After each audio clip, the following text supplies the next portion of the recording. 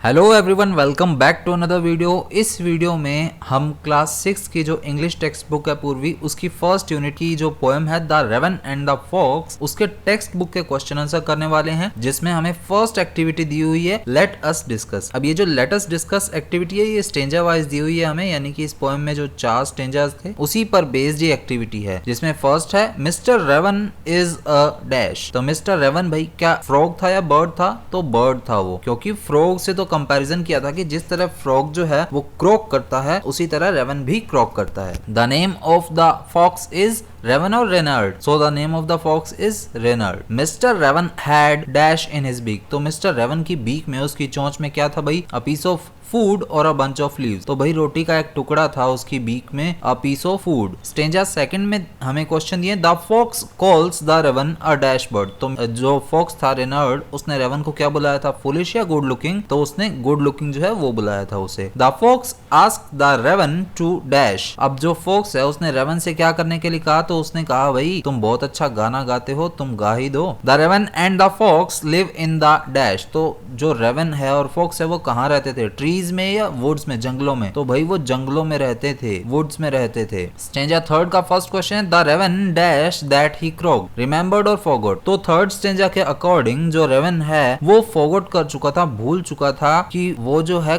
क्रॉक करता है, यानी कि वो टर की आवाज करता है, वो भूल चुका था। The raven opened his beak to dash. अब रेवन ने अपनी बीक, अपनी चोंच किस लिए खोली? तो भाई उसने गाने के लिए अपनी चोंच खोली थी। He wanted to sing. The dash fell down. तो फूड या रेवन? अब फूड गिरा था या रेवन गिरा था भाई? तो फूड जो है वो उसकी बीक से गिर गया था। स्टेंजा 4 है the fox dash at the raven, laughed और looked. So the fox laughed at the raven. It is not dash to be too proud of oneself. कि भाई खुद पर किसी को इतना भी प्राउड नहीं होना चाहिए। इट इज नॉट वाइज, ये बुद्धिमानी की बात नहीं है। The raven learned a dash, lesson और टीचिंग। अब जो पोएम में वर्ड दिया है वो तो टीचिंग है, लेकिन इसका मीनिंग है लेसन। कि भाई जो रेवन है उसे एक लेसन मिला, उसने एक सबक सीखा। तो इसके जो आंसर्स हैं वो ये दिए हुए हैं, स्क्रीनशॉट लेना तो ले लीजिएगा। अब नेक्स्ट हमारे सामने है second question, read the poem again and match the words in column A with their meanings in column B. Column A में कुछ वर्ड दिए हैं जो कि पोएम में आए हैं, और कॉलम बी में उनके मीनिंग दिए हुए हैं, बट वो सामने नहीं दे रखे, उन्हें हमें मैच करना है। पहला वर्ड है पर्ज। तो पर्ज का मीनिंग है set on a branch, option number D. Second है मॉसल। मॉसल जो है इसका मीनिंग है a small piece of food, रोटी का या किसी चीज का खाने वाला जो टुकड़ा होता है। सीक। सीक का मीनिंग है टू लुक फॉर समथिंग, कि भाई किसी चीज को ढूंढना या किसी चीज को देखना। प्राइड का मीनिंग है feeling that you are better than others, कि भाई आप दूसरों से ज्यादा बढ़िया हो, इस चीज का आपको घमंड होना। आइड यानी कि नजर रखना, looked with interest at something, option number B. फिर सिक्स है लिम। लिम का है branch of a tree, option number G. कोई जो ट्री है उसकी ब्रांच को लिम कहा जाता है। फिर एक वर्ड है वुड्स, यानी कि जंगल, a smaller area of forest with similar kind of trees, option number F. अब नेक्स्ट हमारे सामने एक एक्टिविटी दी हुई है, ये पिक्चर्स दी हुई है, तो इन पिक्चर्स का सीक्वेंस हमें बताना है कि भाई पहले क्या एक्टिविटी हुई होगी और उसके बाद क्या एक्टिविटी हुई होगी। तो मेरे अकॉर्डिंग पहली एक्टिविटी तो ये है कि पहले जो है जो रेवन है उसने अपनी चोंच में रोटी का टुकड़ा लिया होगा, और उसके बाद वो एक पेड़ की ब्रांच पर गया होगा, ये सेकंड नंबर। और उसके बाद जब वो गाने लगा होगा उसकी चोंच से ये रोटी का टुकड़ा गिर गया होगा। एंड फोर्थ नंबर पर जो रेनर्ड द फॉक्स है वो इसे लेकर भाग गया होगा। तो ये मेरे अकॉर्डिंग सीक्वेंस है। अब नेक्स्ट क्वेश्चन हमें दिया हुआ है read the following lines and answer the questions that follow. भाई सेकंड क्वेश्चन में कुछ पार्ट्स दिए हुए हैं, उसके क्वेश्चंस के आंसर बताने हैं हमने। ये स्टेंजा दिया हुआ है, sir raven you are a handsome bird such feathers, if you would only sing the birds of these woods would call you the king. ये स्टेंजा हमें जो पोएम है उसमें आया था, उसमें से फर्स्ट क्वेश्चन हमें पूछा है कि such feathers refer to dash feathers, की सच फेदर्स जो है इस वर्ड का यहाँ पर क्या मीनिंग होगा? तो इसका मीनिंग होगा शाइनी एंड ब्यूटीफुल। वो उसे बता रहा था कि तुम्हारे जो फेदर्स हैं, तुम्हारे जो पंख हैं वो काफी शाइनी हैं, काफी ब्यूटीफुल हैं, जिससे कि वो फ्लैटरिंग कर सके। अब सेकंड हमें दिया हुआ question, why would the birds of the woods call the raven king. जो बर्ड्स होंगे उस जंगल के वो रेवन को किंग क्यों बुलाएंगे? तो इसका आंसर है the birds would call the raven king because the fox flattered him by saying that his feathers were beautiful and if he could sing he would be the king of the birds in the world। तो अब ये भाई रेनर्ड the fox के according statement है कि जो birds है वो रेवन को किंग इसलिए बुलाएंगे क्योंकि यहाँ पर जो फॉक्स है वो फ्लैटरिंग कर रहे हैं। किसकी फ्लैटरिंग कर रहा है? रेवन की। क्या क्या कह रहा है कि भाई तुम्हारे पंख जो है वो बहुत ही ब्यूटीफुल हैं और अगर तो तुम गाओ तो इस वुड के जितने भी बर्ड्स हैं वो तुम्हें किंग बुलाएंगे। नेक्स्ट है why does the fox address the raven as sir, कि जो फॉक्स है वो रेवन को सर क्यों कह रहा है। So the fox addresses the raven as sir to flatter him and make him feel important. अब भाई जो फॉक्स है रेनर्ड जो है वो रेवन को सर इसलिए बुला रहा है ताकि भाई वो उसकी चापलूसी कर सके, उसे अपने वर्ड्स में उलझा सके और उसे ऐसा फील करवा सके कि वो ही इम्पोर्टेंट है इस वर्ड्स में और इसीलिए वो उसको गाने पर मजबूर कर सके। अब बी पार्ट जो दिया हुआ है हमें उसमें हमें एक स्टेंजा दिया है जिसके अकॉर्डिंग हमें क्वेश्चन बताने हैं। The raven who did not see the joke forget that his voice was just a croak, he opened his beak in his foolish pride. तो ये हमें 3 लाइंस दी हैं स्टेंजा में से, एक पोएम में से, जिसमें फर्स्ट क्वेश्चन दिया है why did the raven open his beak. अब स्टेंजा के अकॉर्डिंग बताना है कि जो रेवन है उसने अपनी बीक, अपनी चोंच क्यों खोली। So the raven opened his beak to sing but he forgot that his voice was just a croak. ये इसका आंसर है कि जो रेवन है उसने अपनी बीक, अपनी चोंच इसलिए खोली ताकि वो गा सके, लेकिन वो भूल गया था उस फ्लैटरिंग में कि उसकी जो वॉइस है वो तो एक क्रोक है, वो टर्टर की आवाज करती है भाई, वो कोयल थोड़ी है। अब सेकंड है एनालॉजी दी हुई है हमें, complete the following with one word from the given line. अब फॉक्स दिया हुआ है तो फॉक्स की क्वालिटी बताइए हमें कि वो क्लेवर है, तो रेवन है, रेवन की भी हमें क्वालिटी बतानी है, तो रेवन जो है यहाँ पर फुलिश दिखाया गया है इस स्टेंजा के अकॉर्डिंग। इस स्टेंजा में यहाँ पर ही दिया हुआ है हिज फुलिश प्राइड, ये किसके लिए आया है? ये रेवन के लिए आया है। अब नेक्स्ट हमें क्वेश्चन दिया है why does the raven forget that his voice is just a croak. अब रेवन ये क्यों भूल गया कि उसकी आवाज तो जो है वो टर्टर की आवाज ही निकालती है भाई। The raven is in proud because he is flattered by the words of the fox. अब रेवन जो है वो खुद पर बहुत घमंड करने लग गया था, किस वजह से? क्योंकि जो रेनर्ड द फॉक्स है वो फ्लैटरिंग कर रहा था अपने वर्ड्स के through and he himself forgets that his voice is just a croak. और फ्लैटरिंग वाले जो वर्ड्स थे उस चक्कर में उसे खुद पर घमंड आ गया और वो इतनी बात तक भूल गया रेवन कि भाई उसकी आवाज इतनी अच्छी नहीं है, उसकी आवाज तो जैसे मेंढक की आवाज टर टर करती है उसी तरह की इसकी आवाज है, वो नहीं गा सकता है। How does Reynard make the raven sing. अब रेनर्ड ने रेवन को गाने पर मजबूर कैसे किया? Reynard the fox makes the raven sing by flattering him. अब रेनर्ड जो फॉक्स था उसने रेवन को गाने पर मजबूर किया अपनी फ्लैटरिंग के थ्रू, उसकी तारीफ करता रहा। Reynard the fox tells the raven that he is handsome and would be the king of the birds if he could sing।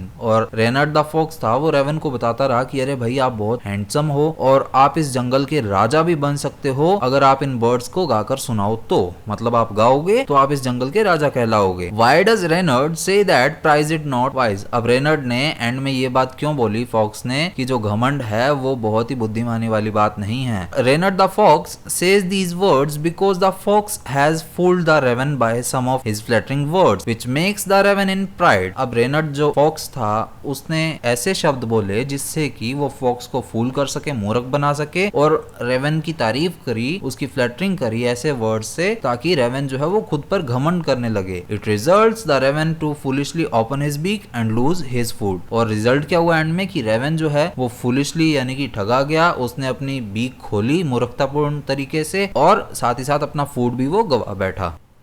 अब नेक्स्ट हमें क्वेश्चन दिया हुआ है give one reason why the teaching is quite a surprise. अब इस poem में जो teaching दो लेसन दिया हुआ है वो एक सरप्राइज की तरह क्यों है। क्वाइट का यहाँ मैंने मीनिंग बता दिया था पोएम के अंदर कि इसका मीनिंग इनफ होता है। So the teaching is quite a surprise because whatever happens with the raven happens unexpectedly. अब जो टीचिंग है वो एक सरप्राइज की तरह क्यों है? क्योंकि रेवन के साथ जो भी हुआ वो अचानक से ही हुआ, उसे इस चीज की एक्सपेक्टेशन बिल्कुल नहीं थी। It also reveals that if one is good at flattering by words he can deceive even those who are usually wise and cautious। और इस पोएम के अंदर ये चीज भी पता लगती है कि अगर कोई बंदा, कोई भी इंसान या कोई भी बर्ड जो है वो चापलूसी करने में माहिर है अपने वर्ड्स के थ्रू, तो वो किसी भी वाइज और कॉशियस यानी कि जो सतर्क रहता है, जो बुद्धिमान है, उसे भी डिसीव कर सकता है, उसे भी अपने वर्ड्स के थ्रू ठग सकता है।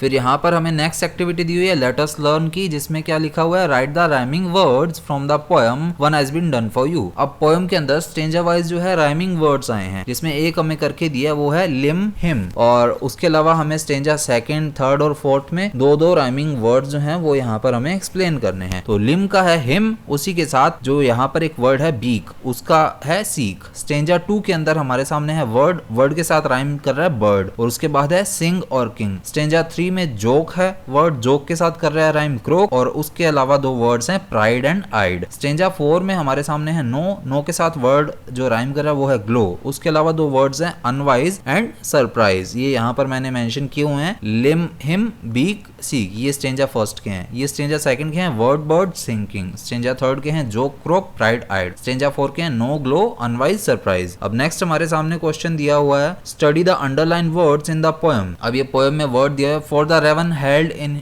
his great big beak. The words big and beak begin with the same B sound. B consonant sound है यहाँ पर। उसके अलावा the song of sweet bird, इसमें भी S की रिपीटेशन हो रही है, से की रिपीटेशन हो रही है। तो ये क्या होता है एलिट्रेशन होता है, ये हम पोएम में कर चुके हैं। मैंने पोएम में जितने भी एलिट्रेशन के वर्ड्स आ रहे हैं वो सारे एक्सप्लेन किए हैं, एजोनेंस के भी एक्सप्लेन किए हैं, तो वो चीज आप पोएम में जाकर देख लीजिएगा।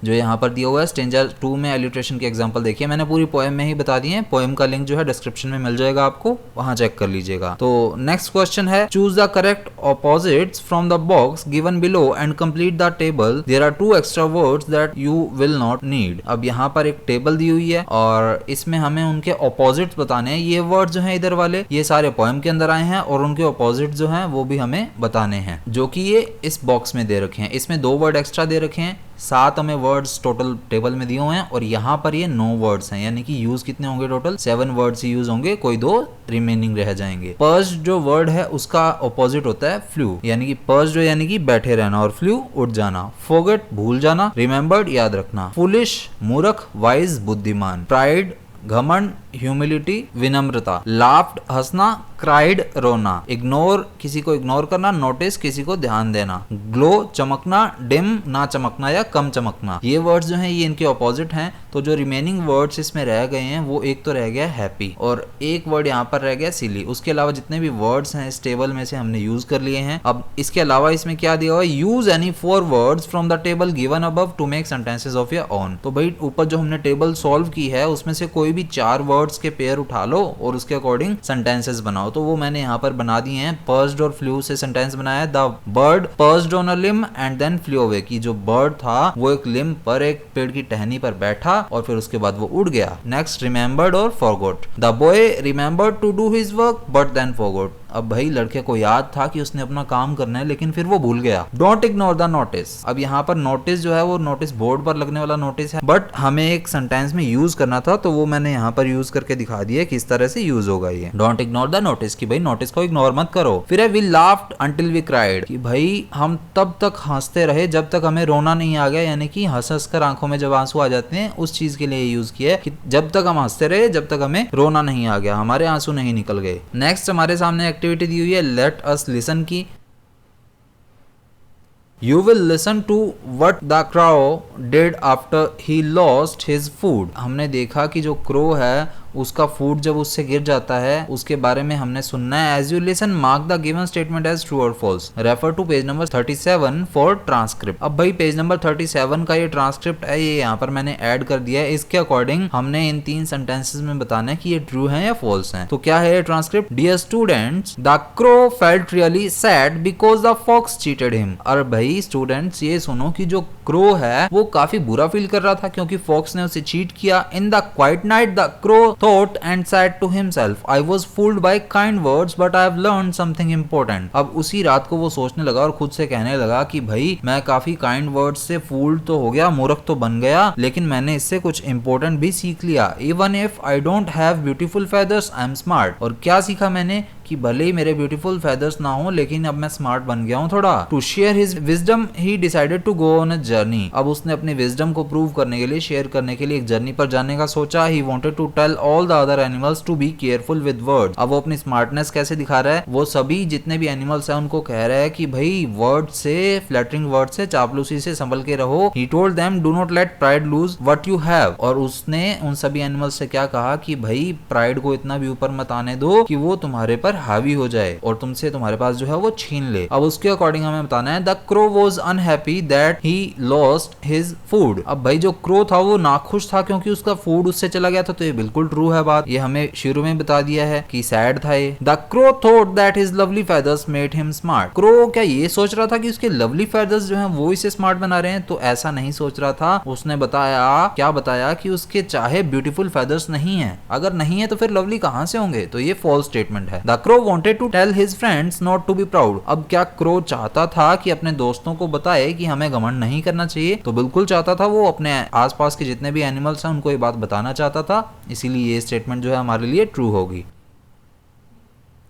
अब नेक्स्ट एक्टिविटीज दी हुई हैं। Narrate the poem in the form of a story, give a different ending to the story, you may begin like this. अब भाई ये जो पोएम है इसको एक स्टोरी की फॉर्म में बताना है, ये आपकी सेल्फ डू एक्टिविटी है। और उसके बाद नेक्स्ट एक्टिविटी में now right the story you narrated in the form of a conversation. और उसके बाद जो हमने ये स्टोरी नरेट की है इस एक्टिविटी में, उसे फिर कन्वर्सेशन की फॉर्म में, जैसे कि एक प्ले की फॉर्म होती है उस तरह हमने नरेट करना है। तो ये भी आपकी सेल्फ एक्टिविटी है, ये भी आपने करके देखनी है। और उसके बाद हमें लेट अस एक्सप्लोर दिया हुआ है जिसमें आपकी एक लाइन इंपॉर्टेंट है वो बता देता हूं। Origami is an art of folding objects out of paper two create both 2 dimensional and 3 dimensional object. अब ओरिगेमी जो है एक आर्ट होता है, एक कला होती है जिसमें कि हम किसी भी पेपर से कोई भी फोल्डिंग ऑब्जेक्ट बना सकते हैं, जो कि 2D में भी हो सकता है, 2 डायमेंशनल भी हो सकता है और 3 डायमेंशनल भी हो सकता है। जैसे कि ये एक पेपर से बनाया हुआ है सारा, ये देखिए, और नेक्स्ट एक्टिविटी में भी पेपर से बनाया हुआ है। तो इसे भी हमने सॉल्व करना है और एक पोएम में इनेक्ट करके दिखाना है हमने। तो ये भी आपकी सेल्फ एक्टिविटी है, अगर करना चाहें तो कर लीजिएगा। तो इसके क्वेश्चन आंसर कंप्लीट हो गए हैं। अब मिलेंगे नेक्स्ट वीडियो में। जय हिंद।